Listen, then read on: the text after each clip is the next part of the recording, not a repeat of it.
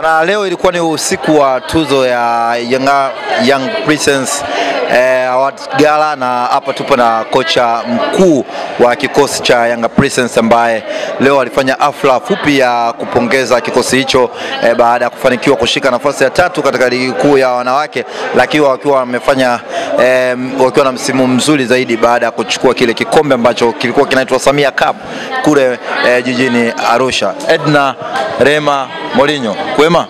Kwema kabisa. Mambo safi? Kabisa. Umenoga, nitakuwa sija kutendea kibwana Malcolm Sumbe. Hebu anzia kwanza kule chini kwa mwalimu mpaka juu hapo.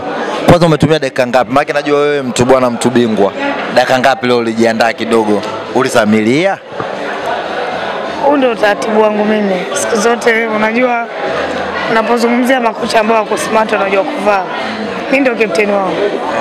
Unajua kucheza na wakati. Mimi najua. Wewe nialike tu kwenye nini?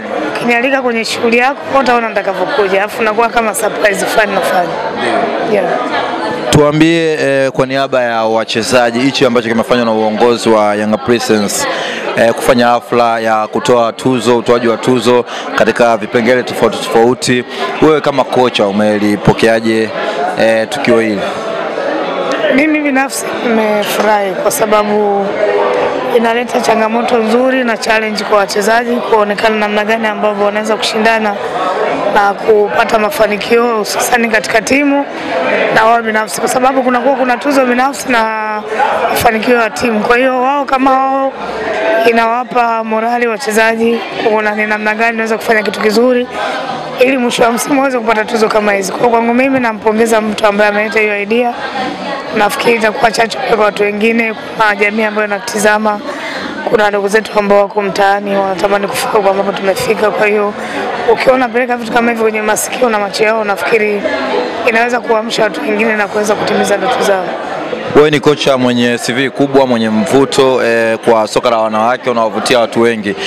Pia Mheshimiwa Joketi naye ameonekana kufurahishwa na hilo na akakupongeza pale, na amesema ameondoka kwa sababu alikuwa anatamani kwanza kukuona live, lakini pia amezungumzia CV yako akisema kwamba naye anaondoka ni kocha wa kutoka Ujerumani. Unajisikiaje kuona kiongozi mkubwa wa serikali akiwa anatambua mchango wako, lakini akiwa anakufuatilia na leo kukuona live? Mimi nafikiri matukio kama haya yanakuwa ni matukio ambayo yana faida pande zote mbili. Haiweza kwa watu ambao wanaalikwa au ambao wameandaa, kwa sababu leo kiongozi kama yule kusema kwamba amefurahi kuniona live, manake alikuwa pengine ananisikia kwenye mitandao ya kijamii lakini hajawahi kukutana na mimi, kama ambavyo watu wengine ambao walikuwa wanatamani wao kumuona live na yeye pia kumbe alikuwa na matamanio yake. Kwa hiyo ni kitu kizuri, tunatengeneza mahusiano mazuri na watu kwa sababu kuna leo na kesho. Kila mtu yuko kwa ajili ya kujifunza kwa mwenzie. Nafikiri wamekuja kwenye tuzo kama hizi, kuna kitu ambacho ameondoka nacho, na sisi kama ambao tumeandaa kuna kitu ambacho maoni labda kutoka kwa watu ambao wamekuja tunachukua ili kwa ajili ya kuboresha wakati mwingine tena. Ndio. Wewe tumeona hapo CV yako imeshiba na umefanya vitu vingi kwenye mpira. Mimi nataka tufahamu samani kama kuna timu ambayo itakuwa inakuhitaji kwa sasa. Bwana, tunataka tumtoe pale Young Princess haja tunataka huduma yake. Tuambie wewe samani yako kwa sasa hivi ipoje? Kwanza timu ambayo inataka kunichukua mimi lazima ijiandae kidogo, lazima iwe na kibunda. Maana mimi nikiwa kwenye timu yako nakupa vitu vingi. Angalia hivi ulikocha pale. Yaani kama kuna timu ambayo mimi nanihitaji inabidi iwe na kibunda kidogo, kwa sababu unapokuwa kwenye timu naweza kusema mimi kama full package, nakupa kila kitu ambacho wewe unakihitaji. Nakuja kama kocha, nakuja kama mlezi, nakuja kama mzazi. Kwa hiyo sio makocha wote ambao wanaweza kuishi kama ambavyo mimi naishi na wachezaji. Kwa hiyo sio kwa sababu nipo Yanga ndio maana nasema labda timu ikinitaka hiyo kibunda, hapana. Mimi nataka nipandishe thamani ya makocha. Thamani shilingi ngapi? Siwezi kusema zarani, lakini ukiona kuna sehemu ambayo mimi nafundisha, basi kwenye ligi hiyo inawezekana ngali kwenye top 5 ya makocha ambao wanalipwa gari, kwa sababu nataka nipandishe thamani ya makocha wanawake. Nataka nipandishe thamani ya soka la wanawake. Sitaki kuwa sehemu ya taasisi yoyote au kufanya kazi kwenye timu yoyote kwa maana ya kusaidiwa. Nataka mimi nifanye kazi kwa uwezo wangu. Kwa mimi nataka niondoke kwenye ile dhana ya kusema unasaidiwa, alafu nataka tuseme njoo tukubaliane. Kwa hiyo ukishakuwa kwenye upande wa unasaidiwa, manake huwezi kujua thamani yako. Kwa hiyo mimi nataka nipandishe thamani kwa watu wengine, na inawezekana tusirudi nyuma, kwa sababu ukiona watu hawakuhitaji wakupe thamani, manake wewe uwezo huo hauna thamani hiyo. Lakini kama watu wanapandisha thamani yako, manake wanajua uwezo wako. Kwa hiyo mimi nataka niondokane na hizo stories za watu kusema tunasaidiwa maisha, na watu watambue thamani yetu. Ulisikika siku za nyuma umesema bwana, wewe unatamani au ndoto yako ni kufundisha timu za kiume, timu za boys. Kwa nini matamanio yako ni kufundisha timu za boys? Kwanza mimi ni mfuatiliaji mzuri sana wa ligi kuu ya Tanzania bara au kwenye mipira ambayo wanaume wanacheza. Kuna vitu vingi ambavyo najifunza, kwa sababu najiuliza kwamba mimi ni kocha, nahitaji kufungua milango kwa watu wengine. Lazima kuna watu ambao watangulie. Tumeona kwenye vilabu vikubwa ambavyo vya ligi kuu kuna masio wanawake. Kwa nini sio sisi makocha kuna kufundisha timu za wanaume? Na mfano mzuri naona kuna makocha ambao wanakuja hapa labda sio wa Tanzania, pengine wanashusha mpaka timu daraja, timu inashika nafasi ya 15 ya 14. Kwa nini sio sisi? Kwa nini tusiwe sisi akina Edna ambao kwetu ni Morogoro hapo au kwetu ni Machame? Kwa hiyo mimi natamani siku moja kufundisha na mimi nionyeshe uwezo wangu, sababu sioni kama kuna kitu cha ajabu kama wale ambao tunahisi wanaweza na wanakuwa wanafanya kawaida. Kwa hiyo na sisi tunahitaji kufanya, kwa sababu hakuna sehemu ya kwenda kununua uzoefu, lazima ufanye ili uzoee. Kwa hiyo mimi nahitaji kufanya ili nizoee na nionyeshe uwezo wangu, kwa sababu naamini naweza. Sioni kitu cha ajabu.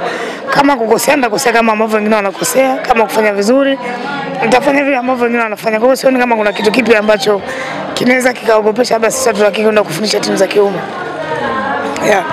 Edna Lema Morinho unatajwa kama kocha mjivuni. Bwana, ukimtaja Morinho bwana mjivuni. Kwa nini unadhani watu wengi wanataja hivyo, au baadhi? Maana ukisema wengi ni wote, baadhi wanasema hivyo kwamba wewe ni mjivuni. Siku zote hata wewe ukitoka nyumbani kwako ukiwa una mtoko wote ule, lazima ukishavaa nguo yako vizuri lazima ujitizame kwenye kioo, alafu useme yes, hapa nimependeza, labda ninavyotaka kwenda, labda watu wataona kwamba mimi leo nimependeza. Kwa hiyo watu wengi wanaweza kusema labda mimi ni mjivuni, alafu labda wanaweza kusema kocha analinga yule mjivuni, ana mafanikio gani?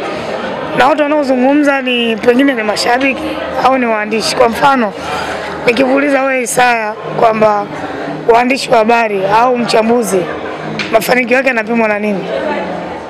Mafanikio ya mchambuzi au mwandishi yanapimwa na nini? Yanapimwa kwa kazi alizozifanya, kwa mafanikio yake, kipato. Sasa mimi mwenyewe najijua maisha yangu ambayo mimi naishi. Mimi naishi kwenye uwezo wangu mimi ambao nilikuwa nao. Haijalishi ni maisha ya juu ya nini. Kwa hiyo kwa nini nisijivunie mimi wale ambao nao sasa hivi? Kwa nini sijivunie? Sina sehemu nyingine ya kujisemea, kwa sababu kazi ninayofanya mimi inanilazimu, lazima watu wengi wanitazame. Watu wengi wajue mimi nipo, na mimi nasema kabisa kwamba nikienda sehemu nikipewa mic, nikipewa kamera, mimi lazima watu wajue kama mimi nipo. Yaani mimi sijali kwamba kuna mtu anasema enda ni mjivuni. Inawezekana mimi kuwepo hapa au kuwepo kama kocha kwenye mpira wa Tanzania, watu wanajua kama mimi nipo. Hapa nikikuuliza taja makocha 5 ambao ni maarufu Tanzania, mimi nipo. Sasa kwenye top 3. Mimi nipo kwenye top 3, ndio nipo. Yaani kwa sababu makocha si wapo wengi. Lakini ukimtajia sehemu Edna Lema yuko, unajua yule kocha Yanga Princess. Hata nikiwa sina kazi bado watu wanajua mimi ni nani. Kwa hiyo mimi sipendi kubaki nyuma. Mimi napenda nijue kwamba nikiwa sehemu watu wajue mimi nipo. Yaani kama sipo basi sipo. Kwa hiyo hao watu ambao wanasema kwamba mimi ni mjivuni, niwaambie tu kwamba sitaacha. Nitaendelea na ujivuni wangu sababu ndio nilivyo. Haijalishi. Msimu ujao manake hapa sasa hivi umeseti standard, timu umeitoa chini umeiweka hapo. Msimu ujao tutarajie makubwa zaidi. Nafikiri kila kocha anatamani kuwa na mafanikio, na tulisema mwanzo kwamba tunaijenga timu. Msimu huu kila mtu ameona maendeleo, kuna improvement kubwa sana kwenye kosi ya Yanga Princess. Kwa hiyo management, sisi wenyewe technical bench na wachezaji tunatamani sasa kuwa na mafanikio na kuwa timu bora. Ili jambo haliwezi kutokea kwa bahati mbaya, haliwezi kufanya na mtu mmoja. Nafikiri kila mtu anapaswa kuweka nguvu yake, mashabiki, viongozi, wachezaji pamoja na technical bench, kuhakikisha kwamba timu inafikia malengo. Na niwaahidi tu kwamba Mwenyezi Mungu akijalia, kama tutaendelea na nguvu hii ambayo tumemaliza nayo, nafikiri msimu ujao tunaweza tukawa moja ya timu ambayo imefanya vizuri katika mashindano ya ligi kuu ya Tanzania bara. Asante sana.